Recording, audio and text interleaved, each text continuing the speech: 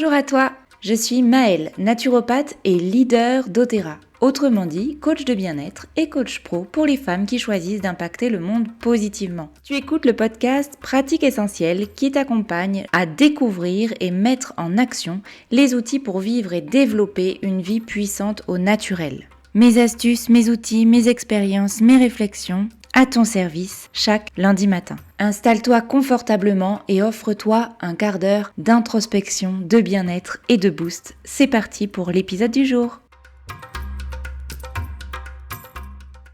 Je suis ravie de t'accueillir sur l'épisode du jour qui est notre deuxième rencontre essentielle. Je t'invite aujourd'hui à découvrir Barbara Robin qui est coach pour entrepreneurs, mais qui est aussi une multipotentielle. Je ne sais pas si ça te parle, je me suis vraiment dit en rencontrant Barbara que je me doutais que vous étiez assez nombreuses à écouter ce podcast et à venir raisonner avec ces mots multipotentiel, zèbre, haut potentiel, etc. Si ça résonne pour toi, si tu te poses des questions par rapport au sujet, la rencontre avec Barbara va être non seulement éclairante pour toi sur ce que ça peut impliquer dans ta vie, tant professionnelle que personnelle. Je t'invite vraiment à rester jusqu'au bout de l'épisode parce que si elle est slasheuse, Barbara est aussi avant tout coach. Elle te donne donc dans cet épisode des super conseils pour t'organiser et porter ton cerveau étoilé sur des projets de long terme et de long cours. Juste avant de laisser la parole à Barbara, la joie de venir t'annoncer qu'il y a un nouveau guide cadeau pour toi qui est disponible sur mon site internet maellepratiqueessentielle.com, le guide de ta vie puissante au naturel. C'est le guide d'accueil que j'ai choisi de t'offrir pour te permettre de rentrer dans le cercle Pratique Essentielle, le cercle qui te permet d'élever ton niveau d'énergie, de mettre en place tes meilleures habitudes de vie afin de contacter ton potentiel et de mener ta meilleure vie au naturel. Je te souhaite une magnifique découverte à travers ce guide. N'hésite pas à t'inscrire pour le recevoir donc gratuitement. Quand tu t'inscris et que tu fais partie du cercle, tu reçois également tous les lundis matins un mot inspirant de ma part. Mais tout de suite, place à l'interview et à notre rencontre essentielle. Je te souhaite une très belle écoute. Barbara, bonjour. Bonjour. Alors pour l'anecdote, c'est assez génial de se rencontrer puisque nous enregistrons ce podcast dans la même pièce alors que nous nous sommes rencontrés sur Instagram et qu'on a réalisé assez rapidement qu'on était voisines. Je trouve ça assez génial. J'avais envie de t'inviter sur le podcast parce que ton profil a énormément résonné avec le mien. En tant que zèbre, on se reconnaît facilement.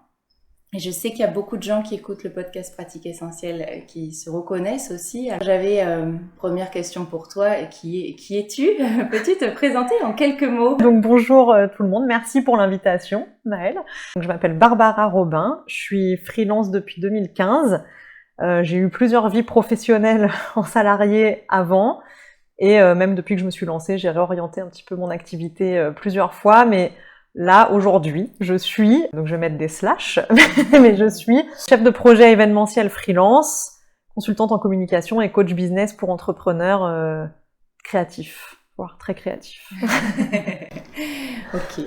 Et du coup, ta présence sur l'épisode du jour, c'est un peu pour parler de toi et de cet endroit où, un jour dans ta vie, tu découvres ta multipotentialité.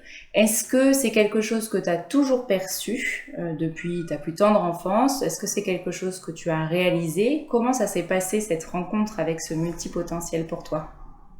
Alors, aussi loin que remontent mes souvenirs, oui, quand j'étais petite, j'ai jamais dit je veux être ceci, je veux faire tel métier et je m'y suis tenue. Alors qu'il y a des enfants qui savent, moi, ma cousine a toujours dit qu'elle voulait être instite, elle est instite.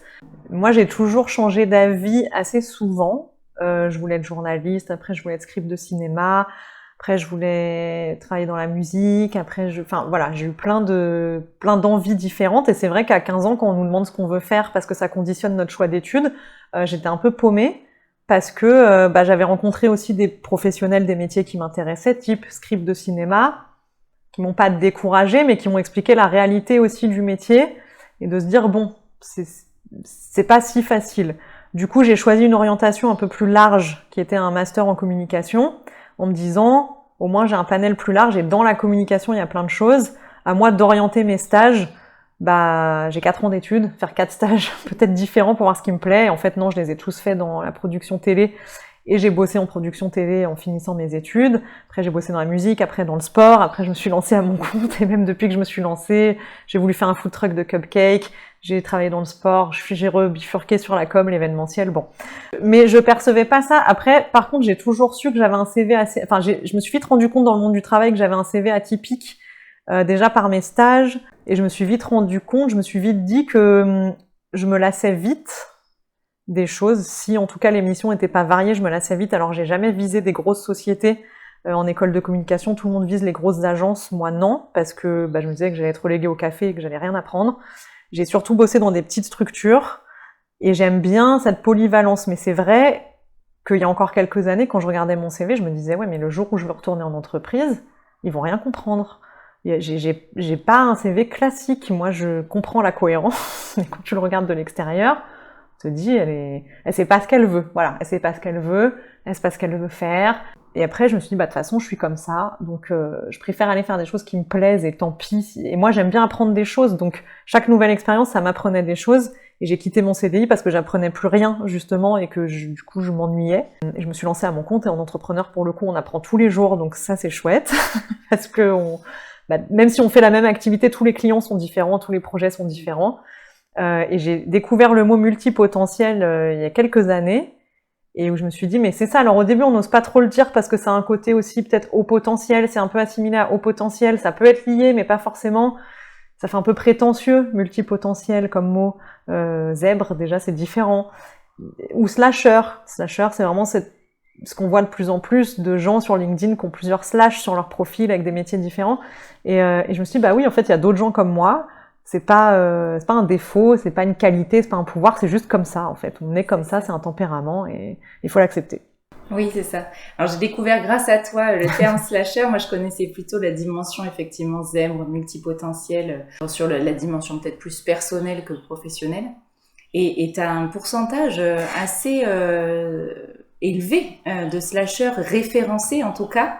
Donc, ouais. C'est assez énorme. C'est 2,6 millions de Français qui se sont déclarés être slashers en 2016. Donc, j'étais surprise aussi, c'est beaucoup. Je pense que c'est surtout la jeune génération de diplômés qui restent en moyenne 2 ans dans des sociétés et qui changent. Donc il y a ce côté slash on change d'entreprise, et du coup on change aussi de compétences, on apprend d'autres métiers. Et puis de plus en plus, si vous regardez simplement sur LinkedIn, si vous parcourez un peu les pages LinkedIn, il y a de plus en plus de gens qui assument de mettre des slash et de pas avoir juste une activité hyper spécifique. Oui, c'est ça. Et alors là, tu viens de nous raconter, et je te remercie du coup, ton parcours de prise de conscience finalement, qui a commencé à l'école et puis qui a évolué au fur et à mesure de tes études. Est-ce que cette dimension du coup de multipotentialité, c'est quelque chose que tu ressens aussi dans ton quotidien plus perso, quand tu as des choix à faire, de vie, etc. Est-ce que vraiment c'est quelque chose qui vient toucher à toutes les dimensions de ta vie ? Ah bah complètement. Je connaissais déjà un peu la réponse, je voulais juste t'amener dessus. Complètement, je pense que c'est lié. Moi, je suis hyper... Alors c'est pareil, par exemple, quand on me demande quelles sont mes passions, je vais pas dire j'en ai pas et à la fois j'en ai plein. Et ça, pour le coup, ça fait un moment que je dis, mais moi, depuis toute petite, j'ai des passions éphémères. C'est-à-dire que petite, je me rappelle, je me suis passionnée pour les dinosaures, je voulais être archéologue. Bon voilà, une fois que j'ai fait le tour des dinosaures, je suis passée sur les pierres précieuses, sur les miniatures, sur les Barbies, sur les Lego, sur tout. Et même encore maintenant, je sais pas, pendant le confinement, j'ai appris à tricoter, donc je me suis passionnée de tricot. Elle aussi, elle dit. On fera des ateliers tricot. C'est ça. Je faisais déjà du crochet. J'ai appris le tricot, je me suis arraché les cheveux à recommencer des trucs 15 fois. Mais voilà, par contre, bon, je me mets à fond. J'ai 3 ouvrages, je pense pas terminés. Ça, c'est l'histoire de ma vie, quoi. C'est-à-dire que j'avais eu la Pat Fimo, plus jeune aussi. Alors, vous n'entendez pas, je rigole beaucoup en face parce que ça, comment vous dire, ça résonne beaucoup, beaucoup. Et là, j'ai une amie qui m'a offert un kit de résine pour faire les petits bijoux en résine, là. Donc ça, je sais que si je me mets là-dedans, je vais me mettre à fond. Donc oui, dans la vie perso aussi, sur des idées, des envies. Alors j'ai mis du temps, pour le coup on en parlait aussi avant d'enregistrer, moi j'ai été en région parisienne jusqu'à là, après, à part une expérience de 6 mois à l'étranger, j'ai mis du temps, mais oui là c'est pareil, j'avais besoin de changement, il y a quand même souvent un besoin de changement, des envies qui évoluent, et ça je pense que c'est normal, c'est humain aussi, on évolue tous, peut-être que tout le monde ne s'écoute pas, mais je pense que les multipotentiels, les zèbres, peu importe comment on s'appelle, on a besoin de ça, on a besoin de s'écouter et de prendre en compte tout ça, et bien sûr dans la vie perso, c'est... Oui, évidemment. Là, je suis là, je peux partir, je sais pas. Donc on fera des ateliers. Peut-être qu'on va lancer une marque de tricot, de pull, Maëlle, qui sait. Et j'ai des projets là qui sont finis, que j'ai toujours pas assemblés parce que bon, j'aime bien, je peux m'y mettre à fond pendant 2 mois, je vais tricoter tous les soirs devant la télé, puis un coup, je vais passer à autre chose, j'aurai envie de faire autre chose, et évidemment, enfin en fait on l'est, on est comme ça, donc que ce soit dans le pro ou dans le perso. Alors après, peut-être qu'il y a des multipotentiels qui, dans le boulot, sont pas forcément prêts à se lancer en entrepreneur, qui n'ont pas la capacité de se lâcher, de faire plusieurs choses dans leur entreprise, mais qui arrivent à nourrir cette multipotentialité en dehors, par des passions, par des activités, etc. Moi, je sais que c'est trop ancré en moi. Il faut que, pour que je retourne en entreprise, il faudrait vraiment que je sois sûre de pouvoir avoir des missions variées, et voilà. Oui, parce qu'il y a quand même souvent, pas toujours, comme tu le dis, hein, certains arrivent à trouver un équilibre qui font qu'ils arrivent à rentrer dans une case, à un endroit de leur vie, souvent le travail. Il y a souvent cette dimension de besoin de liberté associée à la multipotentialité, la zébritude. Oui, les zèbres préféreront un peu toujours la liberté à la sécurité, même si on a tous besoin de sécurité à différents niveaux, on place tous le curseur différemment. Mais voilà, liberté, le curseur, il est au max. Il est souvent au maximum. Ok.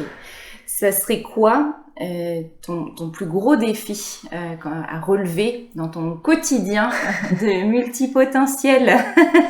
Mais de canaliser tout ça, de jongler entre les différents clients, les différentes activités, les nouvelles idées qui arrivent assez souvent.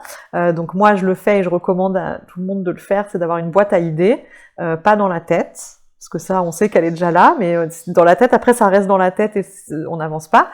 Moi, j'ai un cahier où j'utilise Evernote. Dès que j'ai une idée, je la note. Qu'elle soit bonne ou pas, on s'en fiche. Dès que j'ai une idée, je la note. Comme ça, elle est plus en train de prendre de la place dans ma tête et je peux me reconcentrer sur les autres. Et il faut aussi comprendre par rapport à nos valeurs, qui peuvent évoluer au fil du temps, mais qui changent pas tous les 4 matins non plus, par rapport à nos valeurs, nos envies et ce qui nous anime en ce moment, quelles idées vont nourrir ça en priorité et sur lesquelles on se met en priorité parce les journées font que 24 heures. On peut pas se dédoubler, on peut pas être sur 15 000 choses en même temps. Donc le défi, c'est déjà de canaliser ça et de faire en sorte aussi d'organiser mon temps de sorte à ce que si je suis à fond sur une idée, je peux pas être à fond 7 jours sur 7 non plus dessus parce que sinon on se lasse, comme on l'a dit avant. Et j'ai pas envie de me lasser de mes propres idées, ce serait dommage. Donc, j'essaye d'équilibrer aussi ces temps entre activités qui me font du bien, qui me font plaisir et d'autres qui me font un peu moins plaisir, type l'administratif. Mais je fais l'administratif, je sais que derrière, je vais bosser 2 heures sur une nouvelle idée et que ça va me faire du bien. Mais essayer d'alterner ça pour pas se lasser de ses propres idées et pas avoir que des idées éphémères ou des passions éphémères, justement. Parce que des fois, il y a des idées qui ont besoin de temps aussi pour émerger, ou des concepts, ou des projets. Et il faut aussi se laisser le temps de ça. Il ne faut pas se décourager au premier obstacle. Là, c'est vraiment le défi du zèbre, du multipotentiel qui choisit de se mettre à son compte. C'est d'arriver à, comme tu l'as très bien dit, canaliser, parce que là, même si on a une envie de liberté et on a un besoin fondamental qui est s'offrir l'espace-temps, de laisser vivre, émerger, grandir une idée, qu'elle trouve son public, et que ça remplisse aussi, nos revenus d'entrepreneurs. Donc, c'est vraiment une clé importante et un gros défi pour nous qui aimons bien aller voir de partout. Et puis, ça amène peut-être aussi cet endroit où, pour ta capacité de multipotentiel et ton envie de nourrir, du coup, ton espace de liberté, ton besoin de liberté, ta valeur, tu te mets à ton compte, mais du coup, ça veut dire que tu es obligé de faire des choix. Et comment ça se passe alors pour toi? Comment tu arrives à gérer cet endroit où tu fais des choix pour que... C'est pas facile. Moi, je fais des plus et des moins. Je fais des colonnes de plus et moins, tout simplement. J'essaye de faire mes choix comme ça, mais je me dis aussi, parce que je pense que ce qui est le plus dur pour nous, c'est de renoncer. Et j'aime pas cette expression, choisir, c'est renoncer, parce que non, c'est renoncer maintenant, c'est pas renoncer pour toujours. Et j'ai une amie que j'ai coachée qui a beaucoup d'idées multipotentielles type, des idées toutes plus bonnes les unes que les autres, mais elle peut pas tout faire en même temps. Et elle me disait que quand elle était petite, déjà, elle cueillait des cailloux et qu'à la fin, son père lui disait « t'as plus de place dans les poches » et qu'elle pleurait parce qu'elle voulait pas en laisser. Donc je l'ai envoyée chercher des galets, parce qu'on a la chance dans notre région d'en avoir pas loin. Et je lui ai fait écrire une idée par galet. Elle a super bien présenté ça, je l'ai posté sur Instagram. Ça fait une déco cool déjà. Et je lui ai dit « tu prends un galet ou deux sur ton bureau » sur lesquels tu te focuses vraiment. Et les autres, ils sont pas perdus, ils sont là, tu sais qu'ils sont pas perdus, on t'a pas dit d'abandonner tes idées, mais à un moment, il faut choisir, en tout cas à l'instant T. Et je sais qu'elle avait choisi un galet, qu'elle allait quasi au bout, mais pas complètement, et qu'elle a pris un autre galet entre-temps, et là, elle est sur un autre galet, qu'elle a concrétisé, qui se passe bien. Et tant mieux, parce que c'est ça qui la faisait vibrer maintenant. Et il faut apprendre à faire des choix dans ses idées, dans ses activités, dans ses clients, faire des choix cohérents, en fait, avec qui on est, ce qu'on veut faire et ce qu'on veut être, et qui soit cohérent avec nos valeurs. Moi, quand je me suis lancée, j'ai fait un choix plus d'opportunité quand j'ai lancé mon activité qu'un choix qui me correspondait vraiment à moi. Et ça, je sais que ça marche plus sur moi. Il faut vraiment, donc quand j'ai des opportunités de nouveaux clients ou de nouveaux projets, je me demande aussi quelle valeur ça nourrit et en quoi ça nourrit ce dont j'ai envie là, maintenant, à l'instant T. Il faut aussi souvent, je pense, se recentrer sur soi, hein. Prendre le temps de faire des petites introspections et de savoir ce dont on a envie. Moi, j'ai beaucoup de mal à raisonner à très long terme. Je sais pas si toi, t'arrives à te projeter à très long terme. Depuis peu, j'y arrive, mais c'est un exercice. Moi, j'ai du mal. Moi, j'ai beau me fixer des objectifs à l'année ou même au semestre, au trimestre. Généralement, au cours du trimestre, ils changent. Bon, là, en plus, on a eu une année un peu compliquée. En tout cas, moi, pour se projeter dans l'événementiel, c'était très compliqué. Voilà. Mais là, maintenant qu'on peut un peu plus, c'est vrai que j'ai du mal. Projeter au-delà de 3-4 mois, j'ai du mal. Mais j'y travaille. C'est ça.